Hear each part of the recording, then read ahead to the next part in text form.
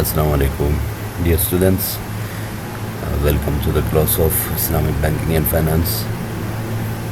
Dear students, today we will discuss the introduction to Islamic capital market. Today is our 8th lecture. The Islamic capital market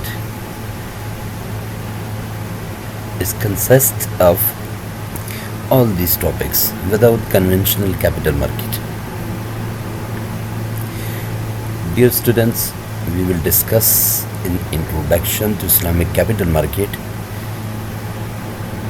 conventional capital markets, Islamic capital market ICM, portfolio choices that are investment in shares, conditions for investing and trade with shares, how we can trade with shares, commodity murabba, that is Islamic investment funds, and derivatives in Islamic finance. And in the last we will discuss the sukuk, which are Islamic equivalent of bonds. Dear students, it's impossible to cover all these topics in one lecture, so we will discuss only the first 5 topics in today's lecture. In lecture 9 we will discuss the derivative in Islamic finance, that what are the derivatives on the basis of Islamic compliances. And in lecture 10 we will discuss the sukuk, that is Islamic equivalent of bonds. So remember these things, that we are unable to cover all these topics today. The derivatives in Islamic finance will be covered in the lecture 9, and the sukuk will be covered in the lecture 10. So let me start with the conventional capital market. Dear students, as you know, today's topic is Islamic capital market. So it's necessary to discuss the capital market, conventional capital market. First, we should know the conventional capital market, that what is overall the concept of capital markets. Then we will discuss the Islamic capital market. So the capital markets, in the conventional sense, market is a place where debts, for example bonds, and equity, for example shares, are traded. So this is called capital market. Dear students, capital market is a market from where corporations, firms, institutions raise funds for their organizations. Why they need to raise funds for their organizations? There are multiple objectives. May be possible the organization want to expand its business. For the purpose of expansion of business, they need to raise funds. May be possible the organization want to involve in a new project.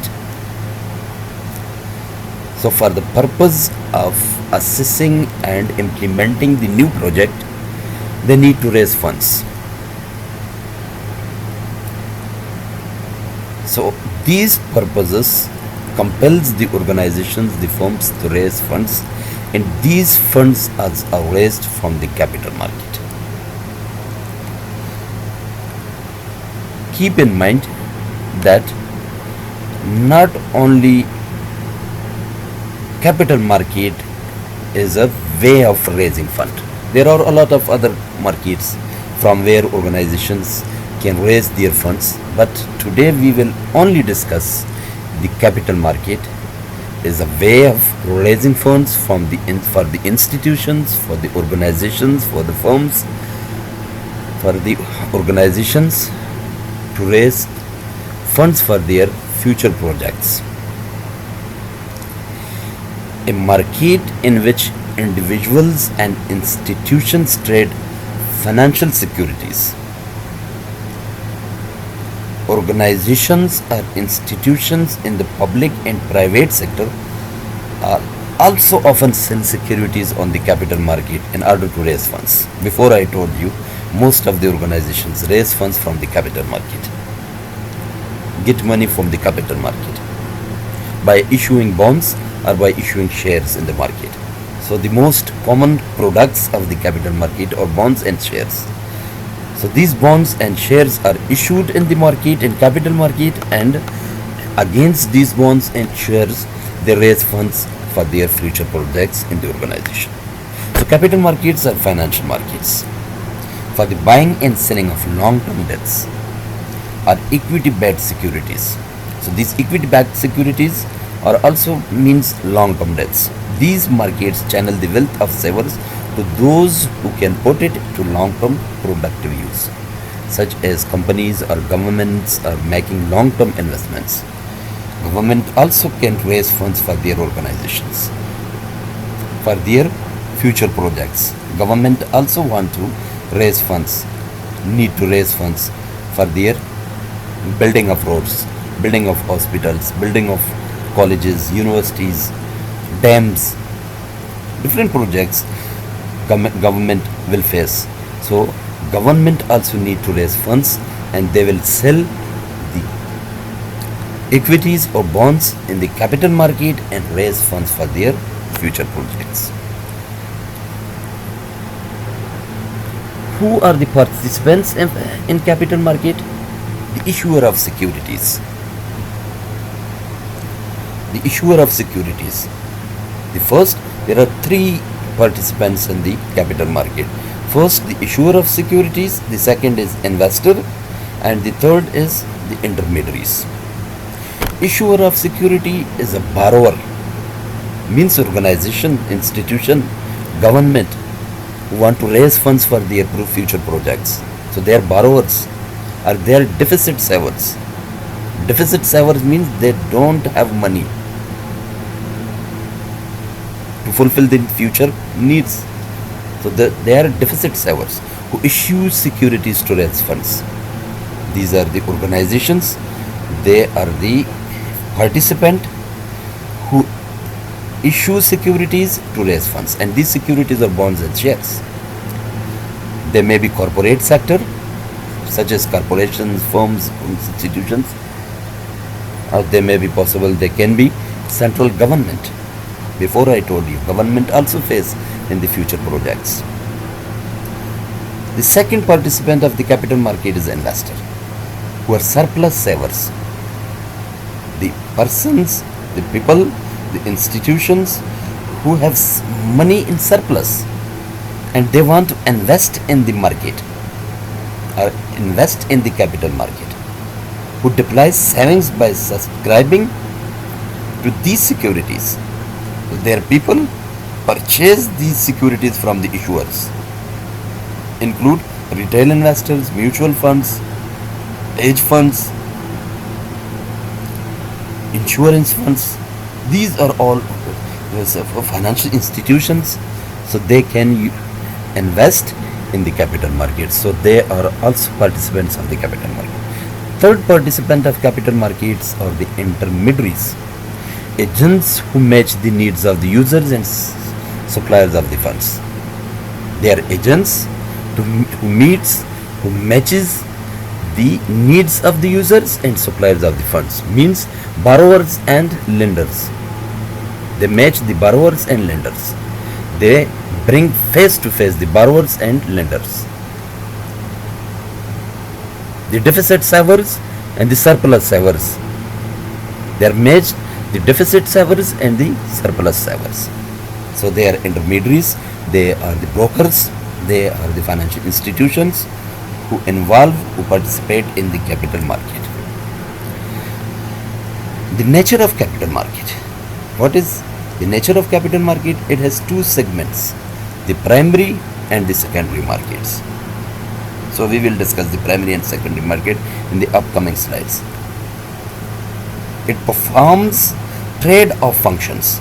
They bring trade-off between the issuers and the borrowers. It deals in long-term securities. Before I told you, the capital market is a market where long-term securities are traded. It helps in creating liquidity. Liquidity means bringing funds and raising funds in for their organizations. So this fund is liquidity form. It creates dispersion in business ownership. It brings dispersion in business ownership. They expand their businesses. It helps in capital functions. Capital functions means how they invest in capitals, how they raise funds for their capital, how they increase their capital for their businesses. So these are the nature of capital market. There are some factors which affect the capital market. Economy of the country, it will also affect the capital market. We better know about that. It's a common sense. If the economy of a country is stable, it's a developed country, so its capital market will be stable. If the economy is unstable, so its capital market also will be unstable. Money supply means inflation. So what is the money supply in the market? If money supply is increased, so it will bring inflation, and this inflation will affect the capital market. Deflation also affect the capital market. Interest rate of the country, interest rate also affect the capital market in different forms. The corporate results. So what are the corporates outcome? What's the quantity of corporations in a country? What's the income of the corporations of in a country? What's the success and failures of the corporations in a country? So this will also affect the capital market. Global capital market scenario. If we compare a country's capital market with the global capital market, with the worldwide capital market, so this worldwide or global capital market scenario will also affect the capital market of a country. Foreign funds inflow. Foreign funds inflow means the funds which are coming to the home country from other countries. So if it's an intense fund inflow, so it will affect the capital market. So strengths and weaknesses of local currency. That what is the strength and weakness of local currency, it will also affect the capital market. So these are the factors will affect the capital market. Next, before I told you, we will discuss the primary and secondary market. The capital market is divided into two parts. The first part is primary market, and the second market part is the secondary market. The primary market is a market in which shares and debentures and other securities are sold for the first time for collecting long-term capital, for the raising of long-term capital, for the raising of long-term funds.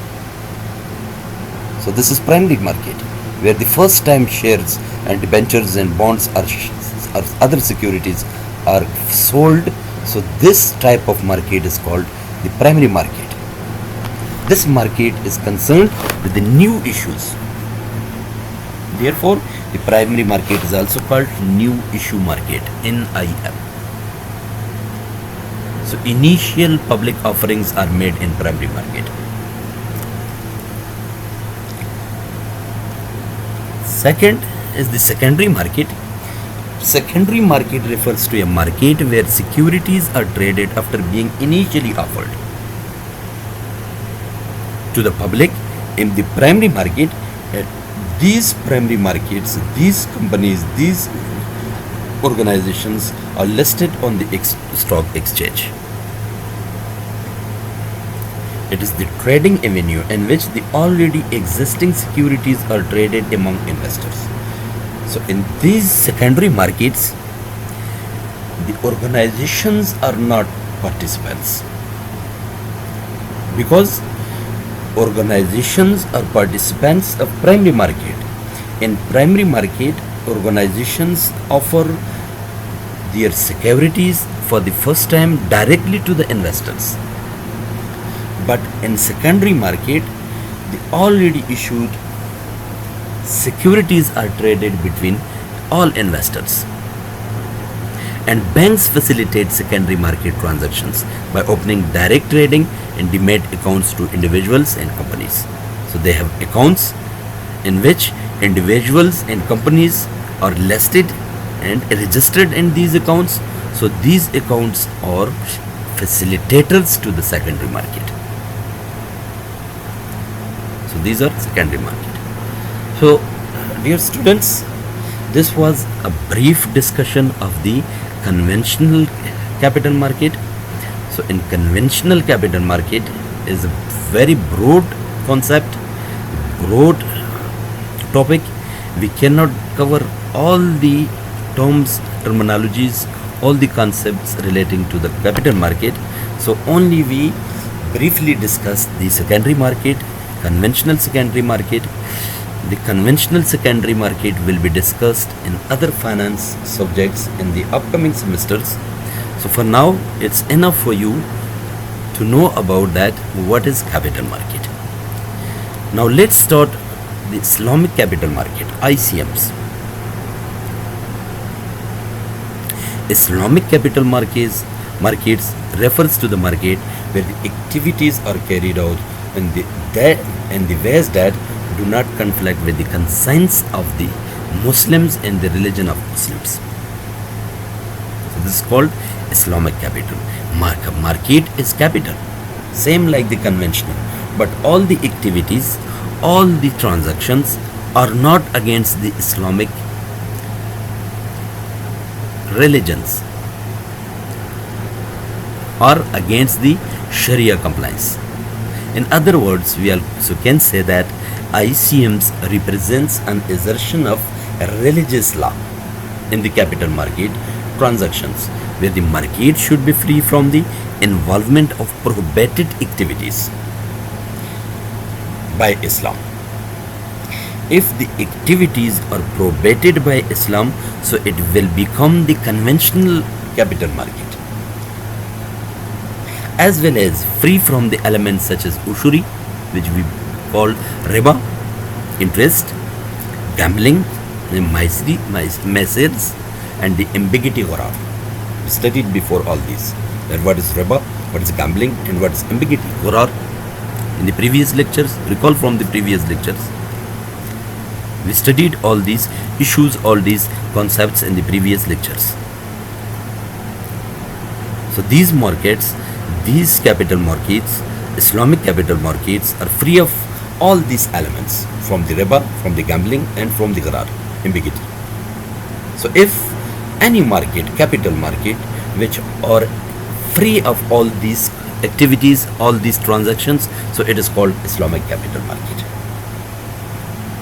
Sharia compliance also says that the market in which the riba is prohibited, the gambling is prohibited, and the ambiguity gharar is prohibited, so these markets are called Islamic capital markets. The development of Islamic capital market. The development of Islamic capital market can be looked at from two distinct aspects. The first aspect is equity capital market, and the second aspect is Islamic debt market. In the equity capital market, the Malaysian Berhad, or the Malaysian Bank, is the first Islamic bank in the world. In Malaysia, had taken initiatives to review and identify companies listed on the Kuala Lumpur Stock Exchange, considered permissible for Muslims to invest in June 1997. It means that the Malaysian Berhad, the Malaysian Bank, firstly took initiatives regarding the Kuala Lumpur Stock Exchange market, where all the activities were against the Islamic religion. So this bank prohibited the Muslims to invest in this stock exchange, to invest in these securities. Second, the Securities Commission Sharia Advisory Council introduced the Sharia approved securities list. Contains a list of stocks that are listed on the Kuala Lumpur Stock Exchange, of which Muslims can invest in. So after 1997, the Sharia Advisory Council approved that the Kuala Lumpur Stock Exchange is now investable for the Muslim investors. Muslim investors can invest in the Kuala Lumpur Stock Exchange market because the Kuala Lumpur Stock Exchange market is free of riba, free of gharar, and free of other permissible activities which are against the Sharia compliance. Presently, the Islamic equity capital market has grown to a point where the Muslims investors could allow professionals to manage their funds by the various Islamic unit trust funds and asset management companies. As for benchmarking the performance of the Islamic equity capital market, various indices were created. There are currently two main Islamic indices. So this is the first view, the first aspect of the equity capital market, first aspect of the Islamic capital market, that is equity capital market. The second aspect of the Islamic capital market is the debt market, Islamic debt market. So that was the capital market. Then that we discussed the shares. In this market, it's a debt market. So it's same like the bonds. Islamic debt capital market can be traced back to the early 1990s. Shell MDS, SDN, BSD, Baird, Sarwak, Shell Berhad, and Patrons Degangan Berhad raised significant amount of funds from the Islamic debt capital market. So the Islamic debt capital market late in 1990s convinced all the investors that the Islamic debt market consists of Qard al-Hasan, Musharaka, and Al-Bai Bitmin Ajil. We discussed in the before lectures. So all these activities are on the base of Sharia compliance. So they convince all these investors. All investors are convinced by the capital market, Islamic capital market, that Islamic debt market products are the Qard al-Hasan, Qarza, Musharaka, and Al-Bai Bidman Ajal. The Malaysian government also issued Islamic debt instruments in the form of government investment issues. Subsequently, the Islamic debt capital market was accorded further depth by the issuance of the first Mudarba bond by Kekomos Berhad in 1994. As today, there are approximately 28.9 billion Malaysian rupees worth of Islamic private debt securities raised by the corporate sector from the Islamic debt capital market. So this is the second aspect of capital market. Objectives of capital market. So same like the conventional capital market, the objectives of the Islamic capital market is also transfer funds from surplus to deficit. It means that in conventional conventional capital market, we also studied that there are three participants. The first is issuer, the second is investor. The issuer is the deficit saver, and the investor is surplus saver. So these surplus and deficit means that the deficit savers raise funds from the surplus savers. So this is objective for the Islamic capital market as well. In terms of the extent of risk involvement, rate of return, as well as the period of investment preferred. So, but in conventional market, these all conventional capital market, all these activities are ignored. Risk is ignored, rate of return is ignored, the period of investment preferred is ignored. So, in Islamic capital market, the objective of Islamic capital market is to make the investors convince the investors that the risk is involved in the Islamic capital market. The rate of return is also involved. It is also changeable. It's based on the productivity of the organization, and the period of investment also involved in the Islamic capital market. It is also un-Islamic to hoard wealth. It's simple. You cannot hoard wealth. You cannot keep wealth with yourself. So the Islamic capital market will provide facility to the wealthy people not to hoard the wealth in your homes. You can provide them to other institutions, to other organizations in the form of Qard al-Hasan, al-Bay, al-Ajil, and in other products to the institutions, to the firms, to the governments, or to the organizations. Next topic of today's lecture is portfolio choices, investment in shares. Dear students, investment in shares is legal. It's on the basis of Sharia compliance. Sharia Islamic principles also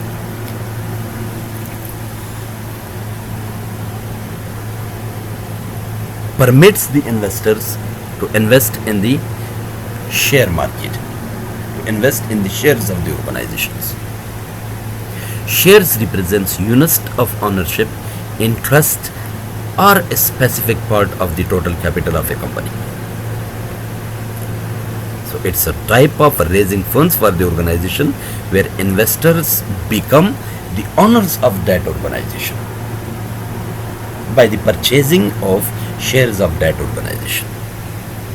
By purchasing share in a company, a person becomes a shareholder or a partner in a business.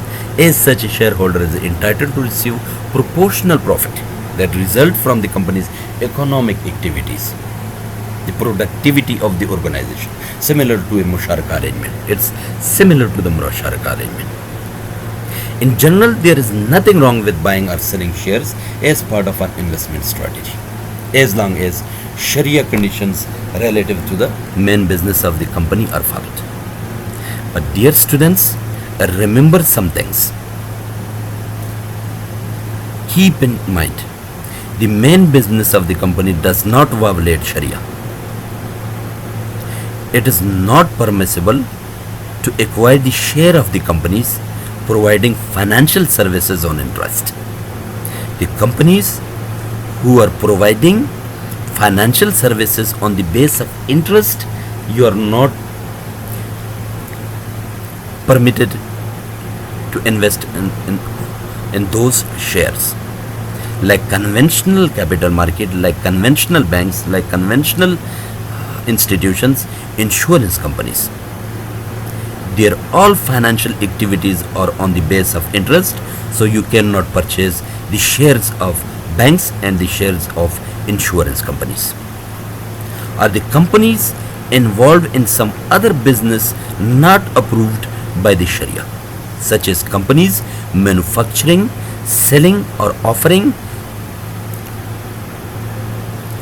liquor, pork, haram meat, and they are involved in gambling, they are involved in nightclubs activities and other activities which are haram in Islamic compliance. So you cannot invest all these organizations, you cannot purchase the shares of these organizations. Second, keep in mind, if the main business of the company is halal, like automobile, textile, etc., but they deposit their surplus amount in an interest bearing account or borrow money on interest, the shareholder must express his disapproval against such dealings, preferably by raising his voice against such activities in the annual general meeting of the company. So you are also not permitted to buy the shares of these companies. We can see that the textile company is a halal company, the automobile company is a halal company, the mobile companies, the consumer electronics companies, the shoes companies, all these companies are halal. They bring raw materials to their organizations, they produce, they make process on these raw materials, they convert these raw materials into finished goods, then sell for profit. So this is halal in the concept of Islamic Sharia principles. So they are halal. But if these organizations invest in the interest-based activities, so you are not allowed to invest in these organizations, although these organizations are producing products on the base of halal, on the base of Islamic Sharia principles, but you are not allowed to invest in these organizations. Third, if some income from interest bearing account is included in the income of the company, the proportion of such income in the dividend paid to the shareholder must be given in charity and must not be retained by him. For example, if 5% of the whole income of a company has come from or come out of interest bearing deposits, 5% of dividend must be given in charity. So this is a way of ignoring the haram activities. If an organization is involved in the interest bearing accounts, so its income is come out from that interest bearing accounts, so the proportion of that income or dividend will be given to the charity by the shareholder. The scholars of Islamic Sharia principles made a way to ignore the haram activities from the shares. For the shares of a company are negotiable only if the company owns some illiquid assets. If all of the assets of a company are in liquid form, then in the form of money they cannot be purchased or sold except at par value, because in this case the share represents money only, and the money only cannot be traded and except at par. It means that you cannot purchase, you cannot sell your shares extra from your par value, because it's a illiquid asset. It's in form of money. So you cannot give $10 against of $12. You cannot get $15 against of $20, because there's difference between value. We studied before. You cannot transfer the dates, low quality dates with the high quality dates. If you recall from the first lecture, I explained a hadith regarding the dates. So the money is also like the dates. You cannot give $10 against of $12. You cannot give $15 against of $20. So there is difference between value, but the money is same, the currency is same. So these are all the concepts regarding the shares. Next is the Islamic investment funds. These are same like the mutual funds and the hedge funds and the other insurance funds. Islamic investment funds works on a partnership basis, where investors jointly pool surplus money for investment purposes. The subscribers of the fund receive certificate of shares. So how the investment funds make functions? What are the modes of investment? The equity fund. The first mode, the first product of the investment fund is equity fund. Investment in shares of a joint stock company. The Ijara fund, the second product, the second mode of the investing is the Ijara fund. Investment used to purchase assets for the purpose of leasing. On the basis of leasing, you can make investments. The third product, the third mode is commodity fund, used for purchasing of different commodities for the purpose of resale. Murabba fund, sale on the cost plus basis, deferred payments basis. If you remember, we discussed in the last lectures, in the previous lectures. And the last product mode of the investing in the investment funds is the mixed funds, which are tangible assets, must be over 51%. If liquidity and debt exceeds 50%, it cannot be traded. It must be a closed-end fund. It's same like before I told you that the liquidity must be less than 50%. If all of the assets are illiquid, then you cannot trade all these certificates without par value. So this was your today's lecture. Thank you so much. Thank you very much. We will discuss the derivatives in Islamic market in the lecture 9, and we will discuss sukuk, the equivalent bonds, Islamic bonds, in lecture 10. They are separate lectures. So we will discuss these two parts of today's lecture in the upcoming two lectures. So for now, this is enough for you. You can study all these concepts, all these topics in today's lecture. Thank you so much. Thank you very much. Have a nice time. Have a good time.